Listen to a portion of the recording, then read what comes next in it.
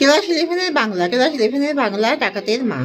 এখানে ডাকাত সর্দার সৌখী সেই দীর্ঘদিন ধরে জেলে ছিল এবং তার মায়ের এবং বউয়ের সংসারে খুব অভাব, তাই জন্য তার মা তার ছেলের বউ নাতিকে বাপের বাড়িতে পাঠিয়ে দিয়েছে এবং নিজে মুড়ি দিয়ে আসে লোকের বাড়িতে, কোনো রকম নিজের পেট চালায়।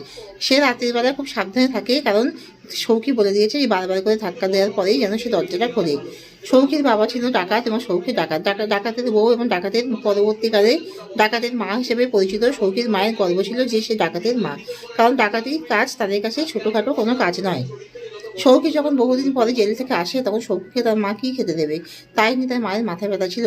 সে ছেলে আসার খবরে এবং ছেলেকে দেখতে পেয়ে সে খুবই আনন্দে বিহ্বল হয়ে পড়ে, কারণ দীর্ঘদিন পরে সৌখী জেল থেকে আসে। কিন্তু তার মা কী খেতে দেবে তাই জন্য তার মা সেই চিন্তায় তার মা ছটফট করছিল। পরের দিনকে ভোরবেলা তার মা সৌখীর মা লোটা চুরি করে ও বিক্রি করে সেই টাকা দিয়ে সৌখীর জন্য খাবারের ব্যবস্থা করে। আর সে ছেলের প্রিয় আলু চচ্চড়ি তৈরি করতে বসে। এমন সময় পুলিশ আসে এবং লোটা চুরির অপরাধে সৌখীর মাকে পুলিশ ধরে নিয়ে যেতে চায়, কিন্তু সৌখী যখন বুঝতে পারে তখন সে সেই দোষটা সে নিজের ঘাড়ে নেয় এবং সেই চুরির অপরাধে মায়ের দোষ নিজের ঘাড়ে নিয়ে সে জেলে যায় এবং কোমর থেকে বটুয়াটা বার করে দিয়ে যায়। তখন সৌখীর মা জুগুড়ে কেঁদে ওঠে এবং সে যেন কলঙ্ক, সে যেন ছেলের নামে কলঙ্ক দিয়েছে। সে কীভাবে ছেলের নামে কলঙ্ক দিয়েছে, কারণ তার গর্ব ছিল যে সে ডাকাতের বউ, ডাকাতের মা। সৌখী কোনো ছিচকে চোরের সাথে কথা বলে না, ছিচকে চোরের সাথে পাত্তা দেয় না, কারণ সে একজন বড় মাপের ডাকাত, তাই জন্য ডাকাতি করা তাদের কাছে গর্বের বিষয়।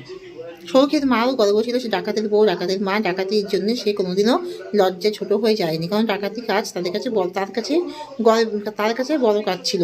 কিন্তু আজকে সে ছিচকে চুরির অপরাধী, আজকে যে সৌখীকে যে পুলিশ ধরে নিয়ে গেল, গ্রেপ্তার করলো, সেটাই সৌখীর মায়ের খুবই দুঃখের ও কষ্টের বিষয় যে সে ছেলের নামে কলঙ্ক দিয়েছে।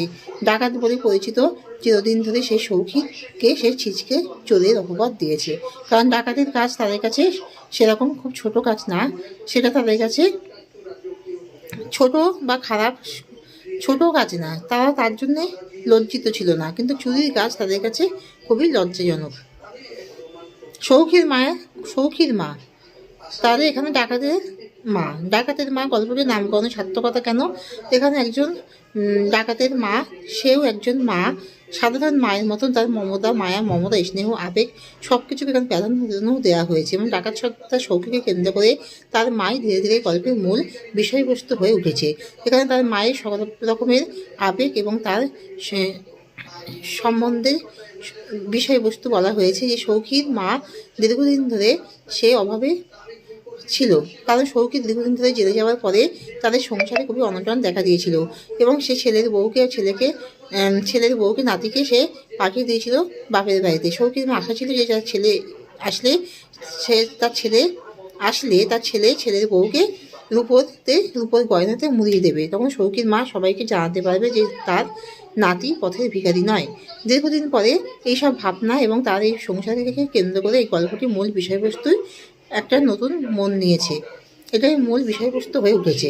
সৌখী আসার পরে তার মায়ের যে আবেগ, তার মায়ের আনন্দ, স্নেহ, মায়া, মমতা, সেটি গল্পে একটি নতুন মন নিয়েছে ও মূল বিষয়বস্তু হয়ে উঠেছে। সে তার ছেলের অন্ত প্রাণ, শেষে সে নিজেকে আটকাতে না পেরে ছেলের জন্য সে লোটা চুরি করলো, বিক্রি করলো এবং ছেলের মুখে একটু খাবার দেওয়ার জন্যে। শেষে কিনা তার এই মায়া, মমতা, স্নেহের কারণে তার ছেলেকে চুরির অপবাদ মাথায় নিতে হলো এবং সেই চোর অপবাদ নিয়ে যখন সৌখী আবার জেলে ফেরত গেল, তখন সৌখীর মায়ের সেই যে মমতাময়ী মায়ের যে স্নেহ, কান্না, তা যেন এক আবেগ বিহ্বল রূপ নিয়ে গল্পের মূল বিষয়বস্তু হয়ে ডাকাতের মা গল্পটির নামকরণের সার্থকতার রূপ দিয়েছে। তোমরা সবাই কিন্তু মনে করে কিন্তু সাবস্ক্রাইবটা কিন্তু দিয়ে দিও, কেউ কিন্তু ভুলে যেও না, সবাই মনে করে দিও। এখানেই শেষ করছি।